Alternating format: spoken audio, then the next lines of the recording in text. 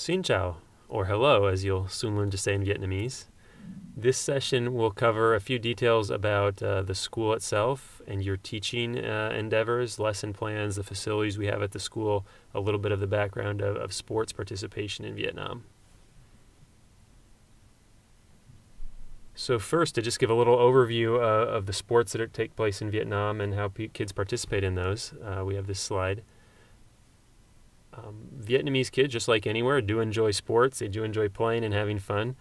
There are not very many opportunities for organized sports such as we would have in the United States. However, they do play on the playground, particularly soccer, maybe some badminton, volleyball, but it's just pickup games like you would have in the United States as well, but without coaches, without teams, without leagues, just on their own time. So this camp is fairly unique for most of them, especially in the countryside, in terms of having someone actually coach them, teach them some of the techniques, some of the fundamentals, rules to new games. So very few of them would have had this before, apart from those who have participated in past Coach for College camps in other summers. On the right of the slide, you'll see a little bit about the participation in sports. They participate in sports a little bit more in the summer because they have more free time. About 10% of students say they do participate in sports regularly on a daily basis, maybe after school, with their friends likely. You see, as I mentioned, badminton and soccer are both very popular sports. You'll see in the evenings in the cities particularly, many people playing badminton out on the wide sidewalks or in the parks when it's cooled down after the day. And soccer is both played and followed quite a bit, especially. The English Premier League is on TV often, and the men usually follow that fairly closely. Volleyball does have a significant presence. It's a known sport. Not everyone knows how to play it well, but a fair number of the kids are proficient at volleyball for their age. But there's certainly a lot of room for improvement with your expertise. Next, we have an overview of the various roles in the camp apart from the coaches. On the right, you'll see there's an American college student director and a Vietnamese college student director in each camp. And these people are past coaches who really want to stay involved in the program, really found their experience transformational and want to continue to contribute. So they're coming back for a second or sometimes a third camp. And their value lies largely in the fact that they've already been in your shoes. They've been through this before. So it's someone to look up to that knows what you're going through and knows what works, what doesn't. They can give very valuable feedback. They can answer a lot of the questions, and they really do a good job of setting the tone of the group as a team leader. Often I've seen that the group follows very much the personality and the strengths of the Vietnamese college director and American college director. Next, on the left, there's a description of some of the CFC staff positions who are on site all summer, making sure the program runs well. On the top, you'll see myself. One of my roles in the summer is health and safety coordinator. That's a top priority for us, preventing illness, preventing injury, making sure that the group stays safe the whole time. It is a very safe country. We very rarely have issues, but part of that is because we make sure to have a good orientation, to make sure you're drinking a lot of water and staying together as a group and making sure everything goes well. I also am there in any kind of issues you might be having. You could be homesick. There might be could be some emergencies at home. Maybe you just need someone to talk to. Maybe there's some cultural issues. You're having trouble adjusting to the Vietnamese culture in some way or find some aspect frustrating. So I can really help be a kind of a bridge between the cultures, smooth out some issues if there are, and certainly I want to be someone that is there for you to talk to and someone that will listen to you no matter what is going on. I also have a Vietnamese counterpart. I'll add that all our Vietnamese staff have been coaches before, and they've been with the program, maybe coaches, then directors, and then have been hired full-time. So they are passionate about the mission of the program and about the transformation that it can have both in Vietnamese and American college students and in the kids that we're serving. And they're quite experienced as well. So together with the program director and one or two additional staff that we hired for the summer at each site, we take care of a lot of the logistics of the program. As with any kind of program, there are a lot of behind-the-scene things that need to get done. The T-shirts have to be made, the books have to be printed and picked up, tests have to be graded and scored and prepared, and we have to make sure all the meals and transportation are set up. So there are a lot of moving parts to the program, and so far we've always had a really good team that I've enjoyed working with. It really is there both to help you and any problems you might have, any requests, and also facing all the logistical hurdles each day to make sure that everything is moving forward in the camp as it should be. So that's a fun part. They're usually really fun to be with, and they'll become friends as well. Next, here we give you a little bit of a visual image of what the schools might be like.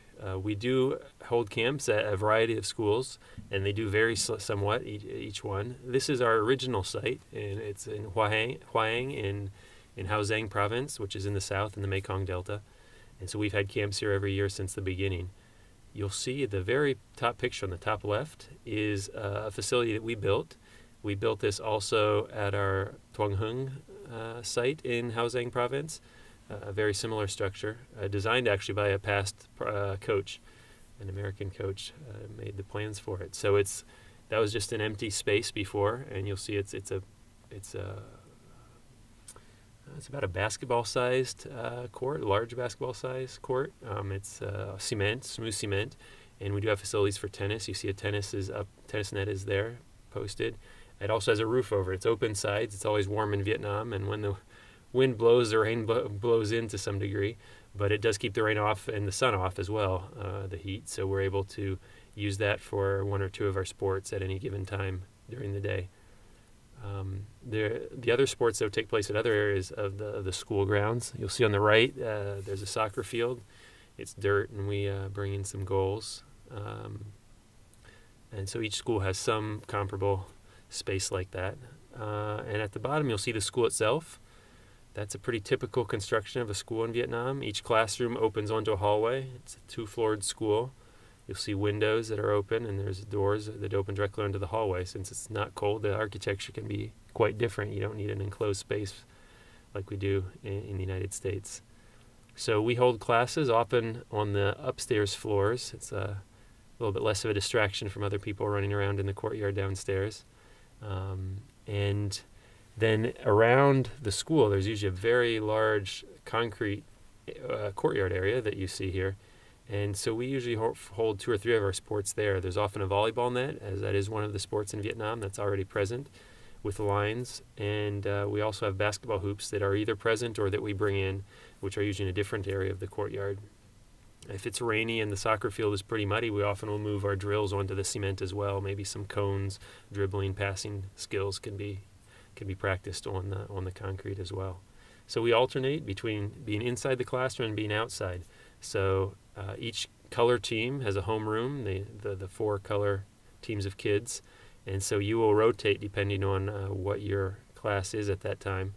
So you'll start off the day maybe with your life skills class with your team. You're part of that team. If you'll be on the red team, all your life skills classes will be with the red team, so you'll get to know that team well, and you'll be their coach. You'll be on their team on competition day.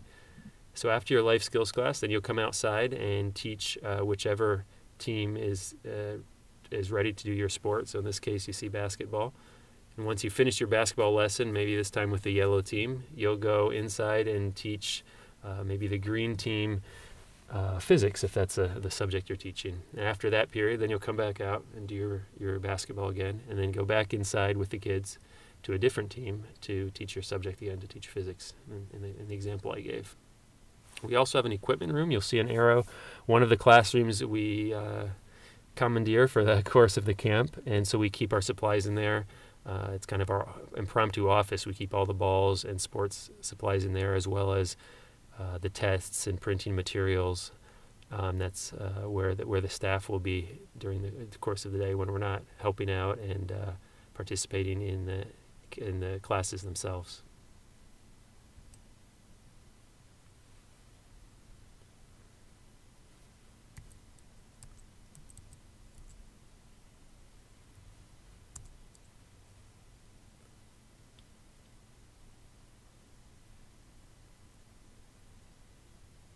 So a common question we have is, how do I prepare to teach?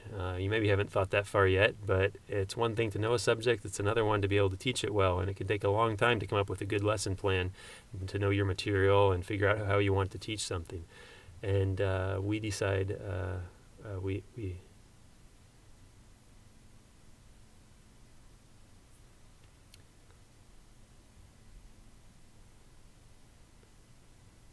So one question I get asked often is how to prepare for the lessons. You might not have thought that far yet, but you might know your subject, but it takes a lot of time and skill to be able to come up with a lesson plan, figure out exactly what you're going to teach the next day, how, some exercises, and write that down and be ready for that. So what we do is we provide lesson plans for the academic subjects and for life skills. So the night before the class, you'll meet with your teaching team, and you'll read through the math lesson if that's what you're teaching, and see what the topics are, and we give it to you in sequence. We give several exercises and ideas for some activities that you can use. And with your team, then you talk it through. You might think of some more ideas you want to add and kind of decide how to divide it up. Maybe me and the Vietnamese coach who is working with me to help translate will teach the first half of the lesson, and then the other two of my team will teach the second half, and then maybe we'll have an exercise time, the last 15 minutes of class, where we all go through the desks and work individually with kids as they're working on the math problems, giving them some help and advice, for example. But I want you to know that while these are guides, these lesson plans, you certainly are very free to adapt and add ideas that you have. A lot of what you've seen in the lesson plan have been ideas that past coaches have had, and that we've observed and taken notes on, and we've found that, oh, that's a great hands-on activity. Let's put that in as an idea for future camps. So feel free to continue this process. The more that you are creative and involved in the lesson, the more fun, interesting, and memorable it will be for the students. If you're just reading through a manual to the students, it won't resonate very much. Let's see. On the other side, the students also have a workbook that's similar to yours with the lesson in there. So they don't have the answers to the questions, obviously, and there are several places where they maybe have to fill in the blanks. So you'll have the complete version, but those workbooks are something that you can go through and use with them and help out. And they also bring those home so they can study in the evening and before their test at the end of the week. I would also add as a suggestion that when you do know which subject you've been assigned to, that you ask us to send you the lesson plans for your subject so that you could read through those before you go. You don't have to have them memorized or know them, but especially in some of the subjects such as physics, which can be a little tricky, it could be useful to brush up on that, maybe even start thinking about possibilities as you read through some of the lessons of potential hands-on activities that you could do to make the lesson more interesting. The more we get the kids involved physically and not just sitting at their desks, the more fun it is for them. And finally, to conclude this presentation, a little bit about how the camp is structured. The kids will be tested at the end of each week in their subjects and in their life skills. So you'll teach Monday through Thursday, each of the 3 weeks, and then on Friday, the kids will alternate between sports competitions outside, team by team, in each sport, and going inside to do their tests. So there will be a life skills test, and then there will be a comprehensive test with a section in each subject that is taught. So they take those tests individually, but the scores are aggregated by team. So the team with the highest average score on the academic tests gets the highest point total for academics, and the team with the highest average life skills score gets the highest point total for life skills, the life skills category, and then the sports competitions are similarly given points, first, second, third, and fourth place. And so each of those 3 areas are equally weighted: academics, life skills, and sports. So it's common that on Monday when they see their scores, the team that maybe was struggling a little bit and were coming in third and fourth in the sports and feeling a little down realize that, wow, they first came in second in life skills and first in academics. And that's 2/3 of their score right there. And so they're maybe tied for first place. And then it shows it's an incentive for the kids to continue during the subsequent weeks to pay attention both in class and to try to excel on the sports court as well. They really get into it. They enjoy the competition, and it really is a motivating factor for them and the coaches throughout the camp. So that is the end of this presentation, a little bit shorter than the past ones, hopefully. Continue fundraising, and make sure you've been to the travel clinic to have your immunizations. Hopefully everyone has their new passport or a valid passport for 6 months past the end of the program. If you do not and have not applied for it yet, definitely get in touch with us right away. That's really important. You can't get into Vietnam without a valid passport, and we can't apply for your visa without that either, and they won't even let you on the plane. So that's a very top priority. Make sure you get that done. And in the next session, we'll talk a little bit more about a few tips for actually teaching and coaching.